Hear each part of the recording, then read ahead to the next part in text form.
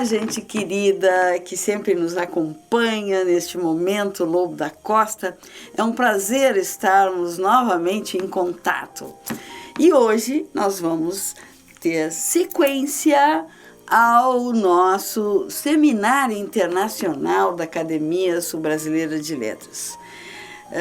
No episódio anterior, nós falamos do primeiro dia, na parte da manhã, da tarde, e à noite demos uma passada rápida pelos acontecimentos. Então, hoje, nós vamos colocar mais alguns dos lindos quadros desta noite de 18 de novembro, não com os discursos iniciais, com o discurso inicial do nosso querido diretor, Rafael Kroloff, nem com o meu discurso, que esses já estão no episódio anterior, mas vamos começar com uma linda apresentação musical do nosso querido diretor, João Ferreira Filho. Oh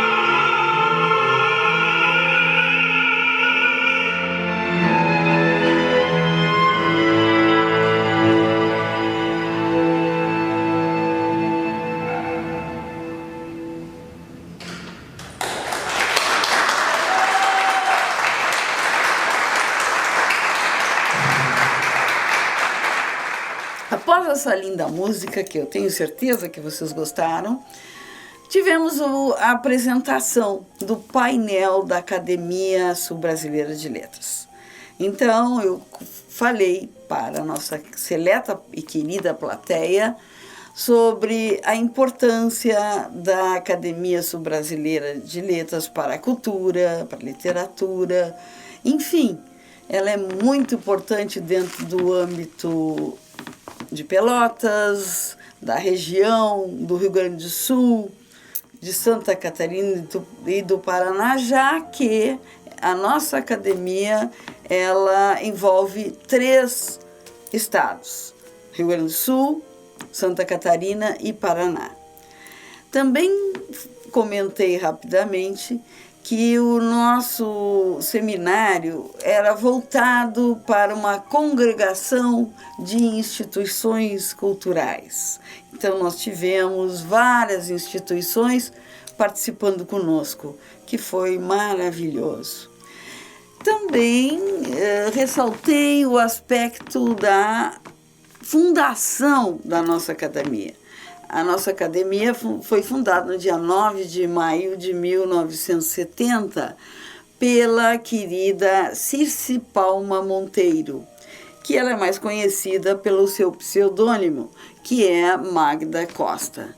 Então, a Magda Costa, ela fundou a nossa academia para possibilitar, né, a Pelotas e sua região, inicialmente, o estudo de poesia, a interpretação das poesias, o texto em prosa, e fundou essa academia já formando com várias pessoas este grupo seleto da academia. Hoje em dia nós temos 60 cadeiras e essas cadeiras, como eu já disse há pouco, são do Rio Grande do Sul, de Santa Catarina e de Paraná. Bom, a academia ela tem como objetivo levar a cultura e proporcionar atividades culturais como o nosso seminário que nós fizemos. Depois de mim falou a querida Inalva Frois sobre a Magda Costa, o dia que ela nasceu, etc., que ela era casada com um grande advogado, Monteiro, e até tem uns casos especiais, né? O Monteiro era um advogado muito querido pela população, porque ele acudia àqueles que não podiam pagar e não se importava com isso. Ele simplesmente fazia aquilo pela pessoa, por humanidade, por solidariedade. Então, numa das eleições que ele não era candidato, ele ganhou a eleição, mas como ele não estava inscrito em partido algum, e ele nem queria isso, infelizmente tiveram que anular a sua participação como vereador. Mas ele não tinha interesse nisso, ele nem havia se inscrito em nenhum dos partidos. Mas isso é bom ressaltar. Depois, o nosso querido Vitor Siqueira, que é da cadeira em que a patrona é a Magda Costa, complementou alguns assuntos especiais sobre a Magda Costa. Isso foi bem interessante, bem relevante. Então, agora vocês vão ver alguns takes deste painel. Então, gostaria de que todos os nossos confrades e confreiras viessem agora para o palco. Bom, então, nós como uma instituição cultural, né, com objetivos culturais e educacionais, sendo uma associação civil sem fins lucrativos, foi fundada pela escritora Magda Costa, que é um pseudônimo da Circe Palma Monteiro. há 55 anos, especialmente no dia 9 de maio de 1970. São objetivos da nossa academia: congregar literatos e intelectuais de sua área de abrangência, incentivar a investigação, o desenvolvimento das atividades culturais, elaboração e divulgação de obras literárias na região, instituir concursos, prêmios e outros incentivos, manter intercâmbio e colaborar com as entidades congêneres em âmbito local, regional, nacional e internacional, associar-se e colaborar com instituições educacionais públicas ou privadas no incentivo ao ensino e aprendizagem da língua pátria. A nova diretoria, para presidir a entidade no biênio 2025-2027, é assim composta: presidente Ângela Trepton Saper, vice-presidente Inalva Frois, tesoureiro-geral Jairo Costa, segundo tesoureiro Jefferson Dickman, secretário-geral Vilma Viana, segundo secretário Maria Beatriz Meck, conselho fiscal e diretores Renato Varoto, Vitor Hugo Siqueira, Rogério Gastal Xavier, Vanderlei Goulart. Boa noite a todos. A Magda Costa foi o nome artístico de Circe de Moraes Palma Monteiro. Nasceu em Porto Alegre em 1903. E a cidade que escolheu para viver foi Pelotas, onde se distinguiu na área cultural através de seu dinamismo, reuniu poetas, escritores, jornalistas e intelectuais da época e fundou a Academia Sul Brasileira de Letras, uma entidade que sobrevive até hoje, completando 55 anos desde sua fundação, sempre divulgando e incentivando a cultura pelotense, fazendo jus à personagem altruísta que a realizou. Na Academia Sul Brasileira de Letras, é patrona da cadeira 46, anteriormente ocupada pela escritora Neuza Marino Duarte e atualmente ocupada pelo escritor Vitor Siqueira. Então, e na Casa de Cultura de Pelotas, é patrona da cadeira número 8, ocupada pelo escritor e jornalista Hélio Freitag. Fundou um centro espírita na cidade e foi membro da Federação Espiritualista do Rio Grande do Sul. Como pessoa culta e consciente dos problemas sociais da população, projetou o albergue noturno para abrigar aos necessitados. Em novembro de 1986, recebeu o título de cidadão pelotense. No momento solene, foi aplaudida de pé pelo público presente. Magda Costa foi poeta, contista, romancista e autora de novelas para a rádio. Escreveu sobre amor, drama, espiritualidade e história, resguardando a linguagem popular e os costumes do povo com emoção e empatia. Impulsionou sua vida dedicando-se às letras, à cultura, à benemerência, mantendo viva sua identidade através dos anos, repercutindo hoje perpetuando seu nome através da Academia de Letras e da Casa de Cultura de Pelotas, das quais ela é patrona. Estimada presidente Ângela, saudando a sua pessoa, estendo minha saudação aos demais confrades da mesa, a essa seleta plateia que nos assiste. Não teria muito o que dizer depois dessa bela colocação, tanto da nossa presidente quanto da confreira Inalva Frois, sobre essa figura notável que foi Magda Costa.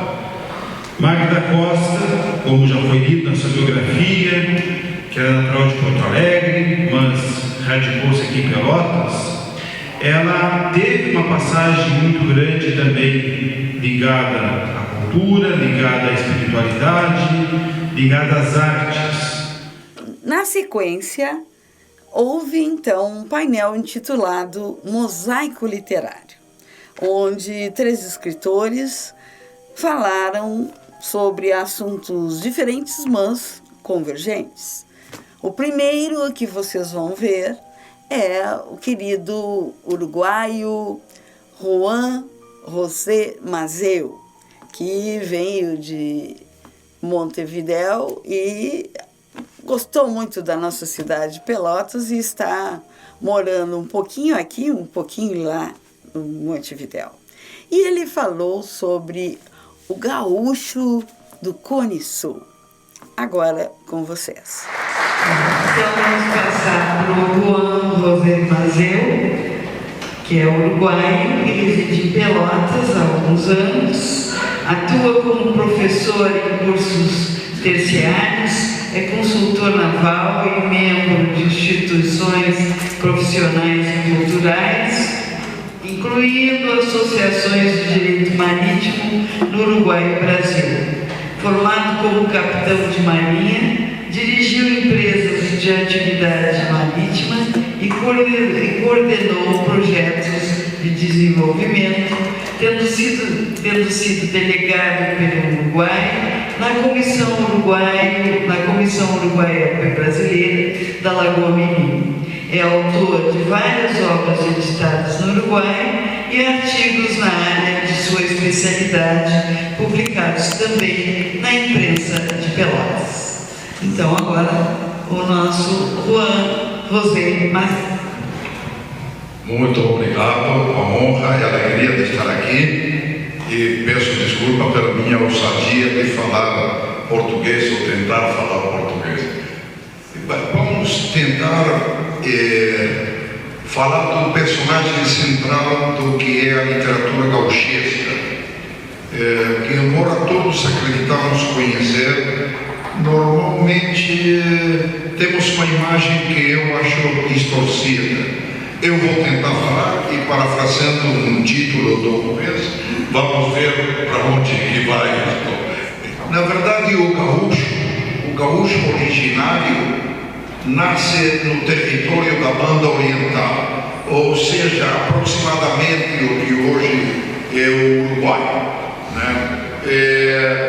Era uma terra vazia, um verdadeiro vazio de poder, porquanto a Espanha tinha negligenciado para aquelas suas possessões e Portugal tinha dado um pulo estratégico ao fundar a colônia do Sacramento, mas nenhum nem o outro ocupava definitivamente aquele território oriental. Mais ainda, quando a rainha Dona Maria, neta do rei da Espanha, e que sentia uma dor enorme pelo enfrentamento hispano-português, fez criar a figura dos campos neutrais, que são praticamente um território que não seria militarizado, então, aproximadamente a bacia da Lagoa Mirim. Aquele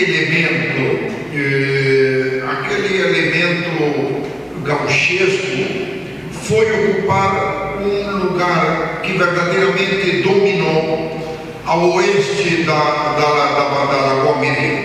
O mundo foi mudando e a Inglaterra começou começou a requerer duas coisas próprias da Revolução Industrial: carne e couro. O couro era o que hoje o Silicon Valley produz de equipamento desse mínimo, assim, da microtecnologia. Bom, o couro era o que movia as máquinas a vapor na Revolução Industrial.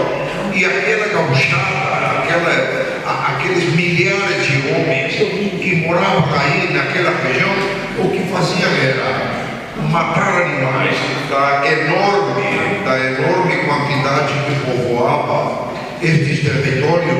Lembra que o gado maior tinha entrado da mão dos guaranis, das missões jesuíticas e também dos espanhóis pelo lado do oeste, através do Rio Paraná e do Rio Uruguai. E tudo que eram imensas vacarias, muito obrigado, umas imensas vacarias, das quais esses gaúchos encerravam o gado e matavam. Às vezes salgavam algo de carne, mas basicamente era couro que embarcavam em navios corsários franceses, ingleses e tal.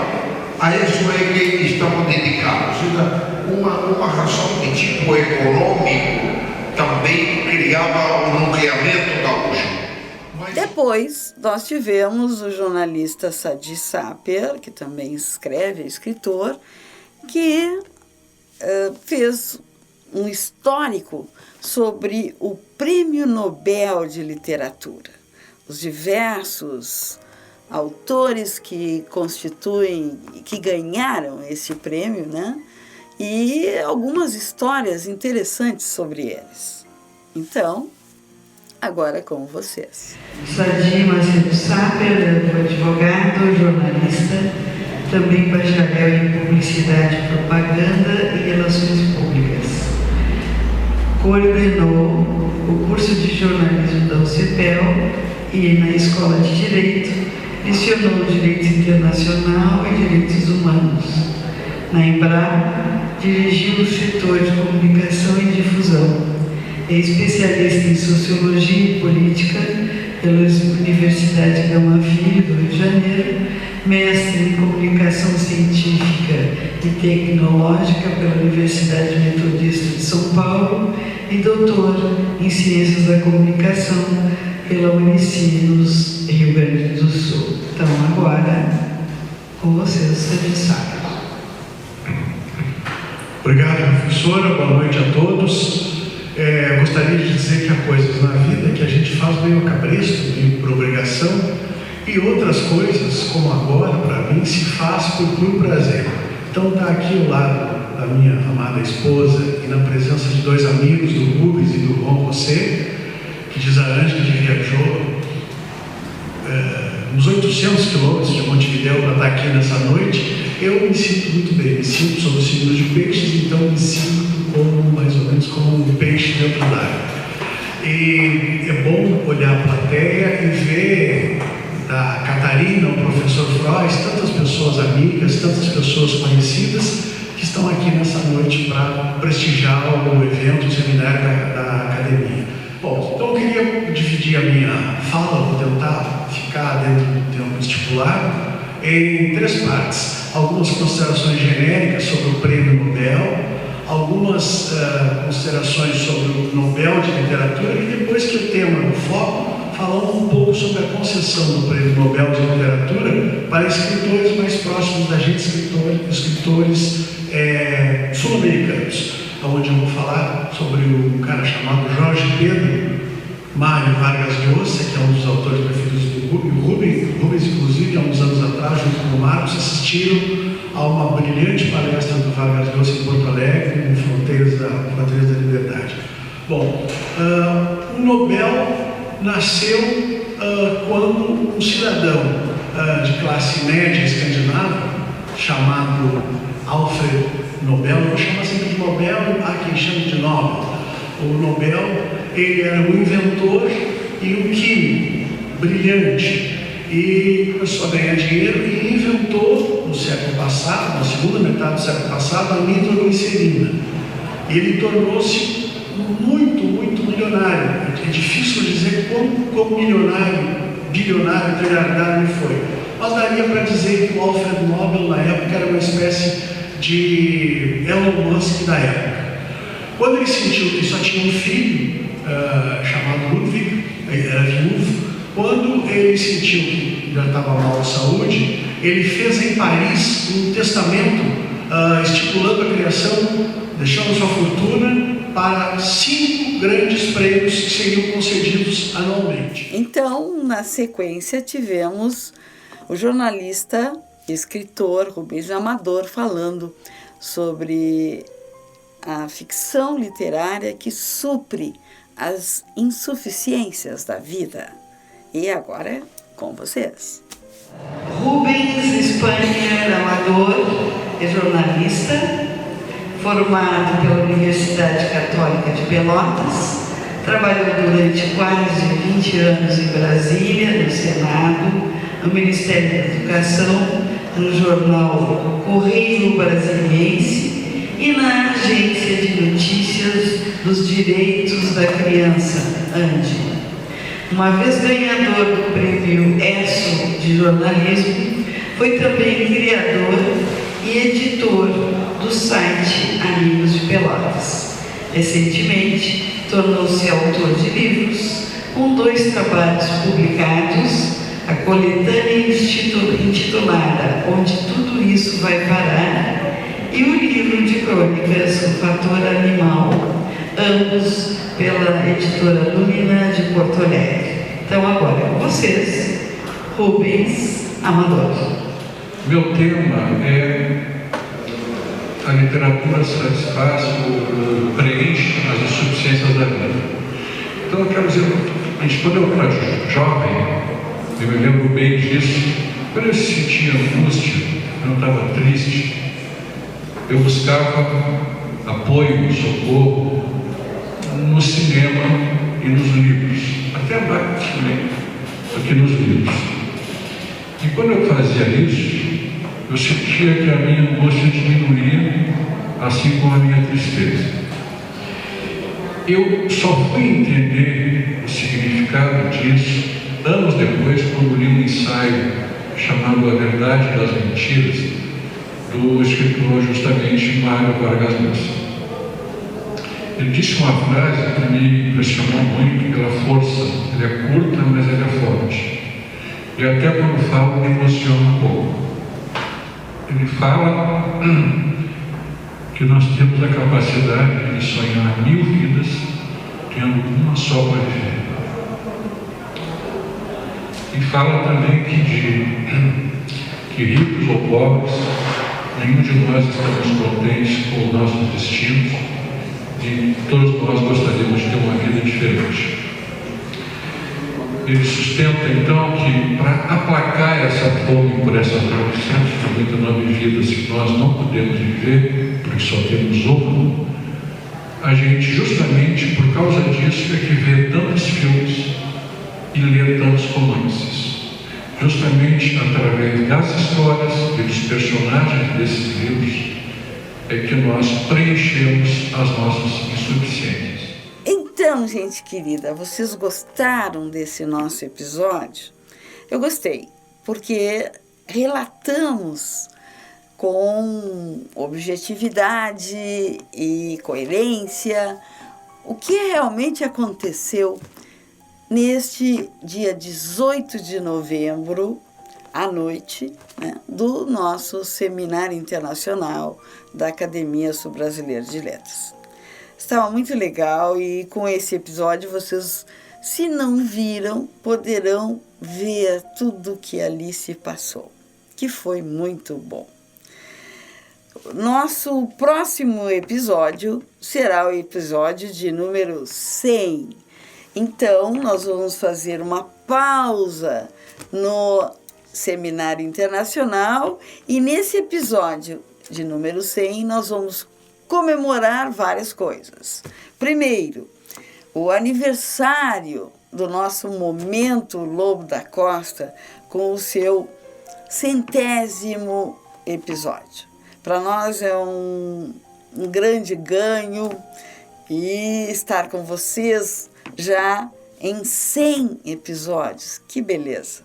Para mim, para o querido João, professor, cantor e nosso diretor e produtor, nós agradecemos a vocês por estarem conosco e sempre pedimos que sempre curtam os nossos episódios. Se não está inscrito, se inscreva e deixe algum comentário, que nós adoramos responder e falar com vocês assim diretamente.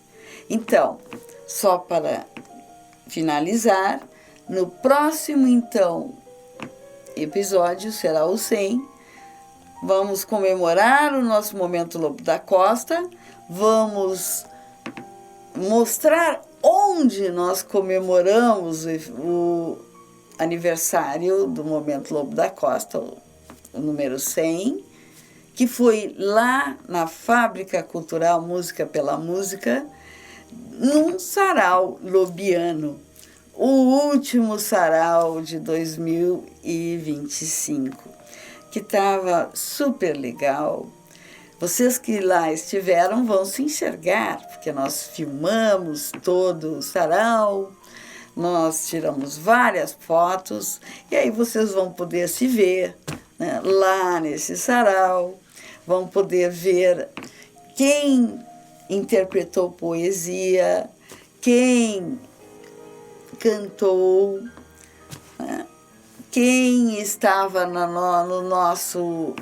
nossa confraternização, que foi muito legal. E também, vou dar mais um spoiler, vocês devem se lembrar que neste sarau houve a chegada do querido Papai Noel, que sempre vem nos nossos saraus, já é o 2º ano que ele aparece, que é o nosso querido amigo Flávio Carril. Um beijo, Flávio. E tu estavas divino como Papai Noel. Todos queriam tirar fotos com aquele lindo Papai Noel que falou para nós e que representou muito bem a chegada do Natal. Natal está chegando. Então, agradeço vocês por esta audiência, por estarem conosco neste episódio e se preparem. O episódio número 100 vai ser muito, muito, muito, muito legal. Super, super. Um beijão para vocês, fiquem com Deus e até o próximo episódio.